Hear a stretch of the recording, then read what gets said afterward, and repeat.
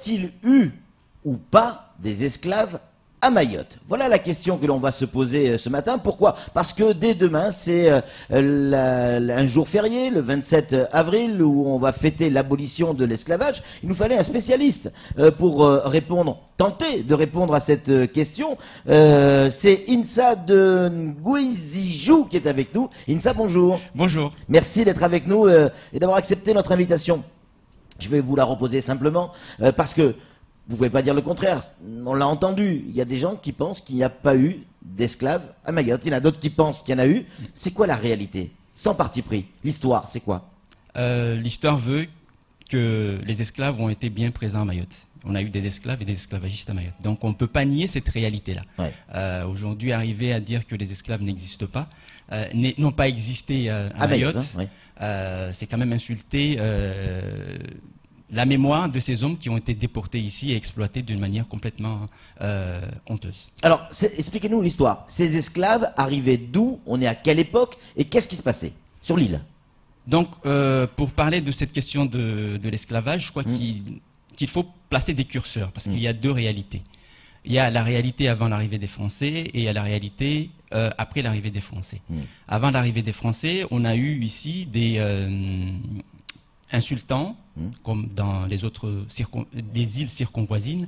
On a eu des sultans malgaches et l'archipel des Comores d'une manière générale, qui ont profité de leur position pour s'enrichir en vendant des hommes, mais aussi on a eu des gens qui avaient une position sociale favorisée, qui exploitaient cette misère-là. Ça veut dire qu'il y avait des gens qui arrivaient de l'extérieur, oui, qui prenaient des êtres humains ici à Mayotte et qui les vendaient. Oui. Et ils les vendaient à qui et où?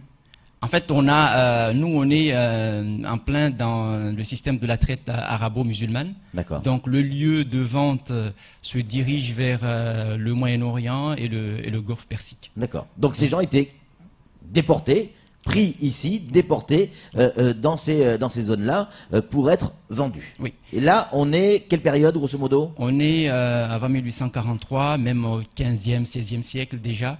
On a eu la traite et l'esclavage à Mayotte. Les fameuses razzias, comme on les appelait. Oui. En fait, les razzias sont des opérations qui avaient pour but, en fait, de radier tout ce qui était tout ce qui était en lien avec l'économie, mais aussi les hommes, parce que les hommes rapportaient beaucoup d'argent à ceux qui arrivaient à en faire des prisonniers, à les vendre aux traitants réunionnais ou mauriciens où il y avait encore l'esclavage. Alors comment ça se passait? Ces hommes arrivaient, allaient dans les villages et sur quels critères ils choisissaient telle personne ou telle personne? En fait, on a eu essentiellement des esclaves qui venaient du continent africain. D'accord. Donc, on a eu majoritairement des Mozambicains qui étaient à Mayotte. Oui, qui ont été déportés à Mayotte. Oui. Ils n'étaient pas venus volontairement. Ah oui. Donc, ils ont été déportés à Mayotte. Et puis, à l'intérieur de Mayotte, on a eu un système esclavagiste, parce qu'il fallait faire bien vivre le territoire. Donc, on a eu des esclaves qui étaient soit des domestiques, soit des esclaves qui étaient employés dans les boutres, soit des esclaves qui étaient employés dans les champs, ou encore des esclaves qui étaient des esclaves d'exportation, donc qui étaient choisis selon des critères physiques et de robustesse pour être vendus à l'extérieur. Donc plus on était robuste et solide physiquement, on rapportait gros, plus on rapportait gros aux propriétaires. Alors ça, c'est avant que la France arrive. Oui. Ensuite, la France arrive. On est à quelle période? On 1847, 45. On est en 1843. 43. Officiellement, la prise de possession, c'est en 1843 avec l'installation des usines sucrières. Et donc, qu'est-ce qui se passe à ce moment-là? À ce moment-là, quand la France est arrivée, elle s'est rendue compte qu'elle ne pouvait pas continuer comme sur les autres territoires, sur les autres colonies, telles la Réunion ou les Antilles. Donc, la solution qui a été trouvée, de commission en commission, on a pensé qu'il fallait libérer les esclaves pour libérer une main-d'œuvre en vue des établissements sucriers qui allaient voir le jour à Mayotte. Donc, c'est la France qui met en place cette abolition? Voilà. En fait, le 9 décembre 1846, il y a une ordonnance royale de Louis-Philippe qui spécie que l'esclavage est aboli à Mayotte. Et donc là, qu'est-ce qui se passe à Mayotte? Comment les gens vivent ça? Du jour au lendemain, on passe d'un statut d'esclave à quelqu'un de libre. Nous, à notre époque, enfin, on a du mal à l'imaginer parce qu'on a toujours été libre. Comment ça doit réagir dans la tête de ces gens-là? En fait, les gens ne sont pas totalement libres. C'est ça ce que nous, on a tendance à dire. En fait, la France il y a l'abolition, mais voilà, pas totalement libre. Voilà, Donc, la France a aboli l'esclavage en conditionnant un engagement de 5 ans obligatoire pour les affranchis. Donc, ce qui a eu ça veut dire quoi? Ça veut dire quoi, ça? Ça veut dire que les gens qu'on a libérés auparavant sont obligés de s'engager pour une durée de 5 années au profit du gouvernement local. D'accord. Donc, les esclaves avaient bien compris qu'il n'y avait finalement pas de différence entre l'esclavage perpétuel des Arabes et l'esclavage qui vient d'être instauré par la France. Donc, il y avait cette différence-là que les affranchis avaient déjà saisie et avaient refusé de contracter pour le gouvernement, encore moins de travailler pour leurs anciens maîtres. Donc, ils voulaient la liberté totale. Et là, ça a donné lieu à des affrontements, des révoltes? Ça a donné lieu à une révolte juste après, en 1847, en mai 1947, les esclaves ont dit non, on refuse de travailler pour le gouvernement et pour nos anciens maîtres. Donc pour cela, ils se sont révoltés en séquestrant les denrées alimentaires qui étaient sur les champs des anciens esclaves, des anciens maîtres, et puis ils ont menacé en disant que si jamais le gouvernement ou les notables se mettaient à vouloir les réprimer, ils allaient mettre le feu à toutes les denrées alimentaires. Et donc, qu'est-ce qui se passe? Comment a réagi le gouvernement à ce moment-là? Le gouvernement a été obligé en quelque sorte de revoir sa copie, ce qui est chose rare, surtout s'agissant d'une ordonnance royale. Donc on a dû adapter cette ordonnance-là pour essayer de retenir les esclaves à Mayotte et mettre fin à la révolte. Donc la liberté... il n'y a pas eu affrontement alors? Non, il n'y a pas eu affrontement sur ce cas-là. On a pu s'arrêter juste avant. Voilà, il n'y a pas eu affrontement sur ce cas-là. En revanche, après la mise en place des usines sucrières, on a eu quand même des gros problèmes sur les plantations, des problèmes de violence, des problèmes de considération humaine, de maltraitance, qui ont donné lieu, là pour le coup, à une véritable révolte, dont la plus connue, c'est celle de 1856, avec Bakar Koussou à sa tête. Alors, pour bien comprendre, en 1847, les gens qui vivent à Mayotte, qui ne sont pas tous mahorais, il y a des gens qui viennent de Tanzanie ou d'ailleurs, passent du statut d'esclave à celui d'ouvrier, en quelque sorte. Seulement, les patrons restent les mêmes. Les patrons restent les mêmes. Et donc, ils ont la même mentalité. Donc, c'est compliqué pour les patrons de considérer les gens autrement que ce qu'ils ont toujours considéré. Oui, en fait, c'était difficile de changer de mentalité du jour au lendemain. En plus, nous avons eu, pendant cette période-là, une arrivée de certains planteurs réunionnais qui ont importé des méthodes complètement esclavagistes sur les plantations de Mayotte. Donc ça a créé quand même quelques frictions et une révolte assez violente pour dire stop à la maltraitance et stop à la déshumanisation de ces personnes-là. Et donc là, on arrive à cette période où effectivement ça devient très compliqué, où officiellement il n'y a plus d'esclaves à Mayotte, mais on continue à faire travailler ces gens pour les usines sucrières. Et là, il y a révolte. Il y a révolte et il y a surtout affrontement. Et là, il y a effusion de sang. Qu'est-ce qui s'est passé? En fait, on a des personnes en 1856, des Mozambicains et les Sakalaves, qui se sont... Sakalaves, ce sont des gens issus de la région de Madagascar. De Madagascar. D'une région de Madagascar. Donc, qui étaient ici comme engagés. C'est un Majinga, en clair. Voilà. Je ne connais pas trop la géographie de là-bas. Qui étaient ici, déportés ici en tant qu'engagés, qui ont été censés contracter un document pour venir travailler ici.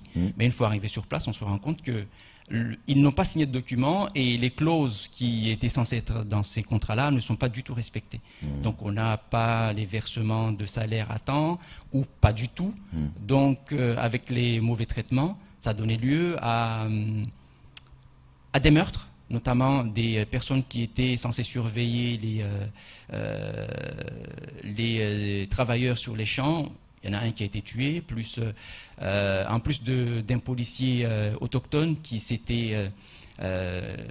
avait fait une démonstration de force assez illégitime à l'endroit des engagés, ont été tués. Donc à partir de là, ça a mis en ébullition toutes les habitations de Mayotte, Kaweni, Soulou, Dzoumogné, Ajangwa, les gens ont senti qu'il y avait la possibilité de se libérer de ce carcan en nuisant en fait de la violence, en utilisant la méthode forte pour se libérer de ce carcan-là. Donc la révolution, mettre en place la révolution, clairement, voilà, la révolution mahoraise. Donc la révolte a été violemment réprimée. Il a fallu quand même 2 expéditions militaires pour mettre fin à cette révolte. Et à la fin, on se retrouve avec un Bakar Koussou et ses compères condamnés à mort et exécutés sur la place publique pour donner l'exemple aux autres, pour maintenir le calme sur le territoire. Donc on les a exécutés sur la place publique de Dzaoudzi. Bakar Koussou qui est devenu, avec le temps, mais déjà à l'époque, mais aussi avec le temps, le symbole de la lutte contre l'esclavagisme ici à Mayotte. C'est un héros à l'époque que l'on a oublié avec le temps. En tout cas, nos enfants l'ont oublié. On ne sait pas qui c'est, Bakar Koussou. Koussou, hein. Oui, c'est bien Bakar Koussou. En fait, c'est un héros trouble. Trouble dans le sens où c'était quand même un esclavagiste avant l'arrivée des Français. Donc, voilà. Il avait la double casquette, quoi. Oui, voilà. Donc, il s'est retrouvé, c'était un esclavagiste, un notable, en quelque sorte, qui s'est retrouvé du jour au lendemain dépouillé de ses prérogatives. Et il a basculé dans le camp des esclaves. Voilà. En fait, mon interprétation est celle-ci, c'est que nous avons affaire à un monsieur qui a récupéré la frustration légitime des engagés pour mener un combat anticolonialiste, pour retrouver en quelque sorte ses pouvoirs. Mais, comme toute société, les Mahorais ont besoin de héros et s'identifient plus facilement à Bakar Koussou qu'à un autre qui a été quand même une figure de résistance après avoir été un esclavagiste. Alors on va donner la parole à Samuel évidemment, mais puisque demain on va fêter l'abolition de l'esclavage, est-ce qu'on a, parce qu'on a bien compris avec votre récit, très très bien expliqué du reste, que l'abolition de l'esclavage s'est fait sur plusieurs phases et en plusieurs temps. Quelle est la date officielle, réelle, de l'abolition de l'esclavage à Mayotte? 2019. C'est étonnant comme réponse. Bon, non, sérieusement. C'est le 9 décembre 1846, c'est la date officielle. Oui, pour Mayotte. Pour Mayotte. Parce qu'elle est différente pour les autres. Oui. Pourquoi elle est différente parce que nous, on a eu une temporalité un peu précoce. Parce que pour prendre la position du territoire, il fallait bien abolir un modèle de société qui avait cours jusqu'à présent. Sinon, ça devenait quasiment impossible de pénétrer les structures sociales ou encore de prendre, d'asseoir une autorité sur le territoire. Donc ceci explique cela. On a bénéficié aussi de toute la réflexion anti-esclavagiste et abolitionniste qui a lieu en Europe. Et dans l'océan Indien, on sait que les Britanniques avaient une activité très forte de répression. En tout cas, tout ce qui concernait la traite négrière dans l'océan Indien était réprimé par les Britanniques. Donc il était difficile de maintenir un système, sachant qu'on a les Britanniques qui surveillent l'océan Indien. Samuel, une question pour notre ami. Ordonnance du 9 décembre 1846, révolte de 1856, c'est 10 ans encore. L'esclavage ne pouvait pas s'arrêter puisque, d'une certaine manière, même si on retirait le statut d'esclave, on ne pouvait pas travailler puisque tous les grands domaines s'accaparaient les terres et le foncier. On ne pouvait pas vivre sans travailler sur un domaine. Et si on mettait un pied sur un domaine, il fallait fatalement accepter les règles du domaine. Oui, en fait, il fallait les accepter, sauf que on fait la différence entre la population autochtone, des Mahorais installés ici depuis longtemps, qui ont refusé de rejoindre ces domaines-là, ce qui a eu pour conséquence d'aller chercher à l'intérieur de l'Afrique des hommes pour, en quelque sorte, faire le travail des personnes qui étaient sur place, qui ne voulaient pas assurer ce travail ingrat. Alors, petite question, excusez-moi Patrick, c'est vraiment pour ma culture personnelle. Vous parlez de l'ordonnance royale du 9 décembre 1846. Oui. Qu'est-ce que c'est le 27 avril 1847 alors ? Celle qu'on va fêter demain. Oui, le 27 avril correspond à la date générale d'abolition dans les autres territoires d'outre-mer. Aujourd'hui, c'était des colonies auparavant. Donc c'est une date nationale qui est retenue pour la célébration locale. Donc ce qui brouille en quelque sorte l'originalité et la singularité de Mayotte dans cette histoire-là. Donc j'ai compris qu'il y a des travaux en cours pour essayer de redonner à Mayotte sa place dans cette chronologie précoce. Oui, parce qu'à La Réunion, c'est le 20 décembre 1848. Oui, À La Réunion, ça correspond en fait à l'arrivée, le 20 décembre correspond au jour où le commissaire chargé d'annoncer la nouvelle est arrivé sur le territoire réunionnais.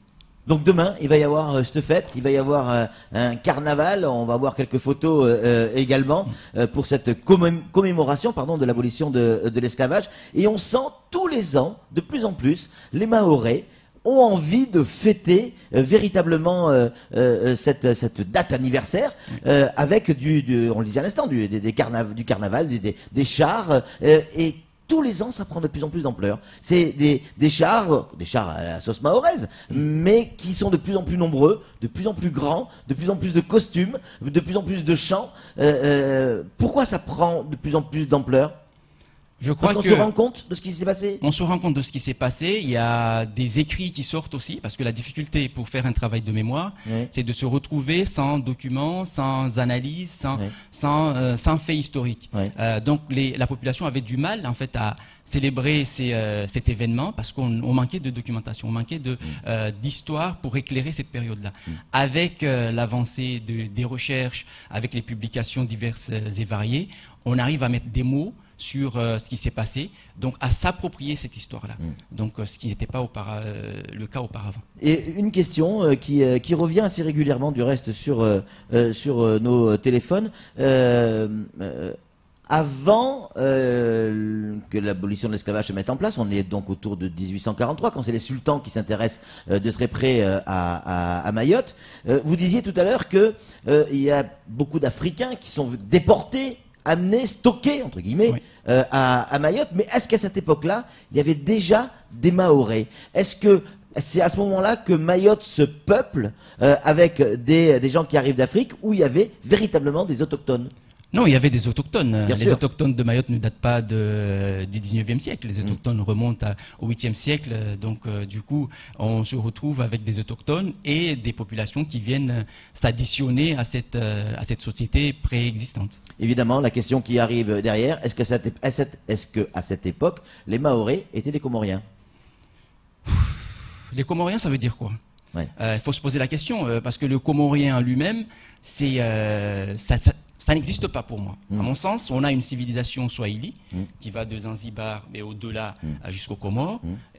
Donc dire que Comorien, pour moi, ça n'a pas de sens. Historique en tout cas. Ça n'a pas de sens historique. Il y a des Moéliens, il y a des Anjouanais, il y a des grands Comoriens, il y a des Mahorais, il y a des Malgaches. Mais à cette époque, Mayotte n'est pas comorienne. N'est pas du tout comorienne parce qu'on a différents sultanats. Donc il y a le sultanat de Mayotte, d'Anjouan, de Grande Comore et de Moélie. Donc chaque sultanat a son indépendance, a son organisation, vend ses sujets comme il l'entend, etc. Donc ça peut peut-être répondre à certaines questions d'aujourd'hui, Samuel. Oui, tout à fait. C'est l'époque des sultans batailleurs. La bataille, elle existe encore aujourd'hui, au XXIe siècle. Mais justement, quand je vous écoute, vous parlez comme un livre ouvert. J'ai l'impression de retrouver dans les traces de notre passé des épisodes du présent. C'est-à-dire que la révolte, la douleur, alors pas l'asservissement, bien évidemment, tel qu'on l'a connu à ces époques, mais tout de même, dans l'évolution de la société, on retrouve des phénomènes qui sont comparables à cette période. Oui, tout à fait, parce que en fait, ça réveille beaucoup de choses. Ça réveille la mémoire de ces gens-là qu'on a considérés comme n'étant pas des êtres humains. Donc du coup, quand on a des comportements qui sont un peu limites, on se dit, mais finalement, nos ancêtres ont été traités de cette manière-là, avec beaucoup de hauteur, en leur disant qu'ils ne valaient rien, qu'ils n'étaient rien. Alors qu'aujourd'hui, le Mayotte d'aujourd'hui n'a plus rien à voir avec... non, pourtant, on parle bien de mépris. Par exemple, de la part de l'État français, nous ne sommes des Français qu'à 25%, c'est une parabole, mais c'est un peu une analogie qu'on peut faire avec ce passé. Un peu capillotracté. Oui, bien sûr, mais...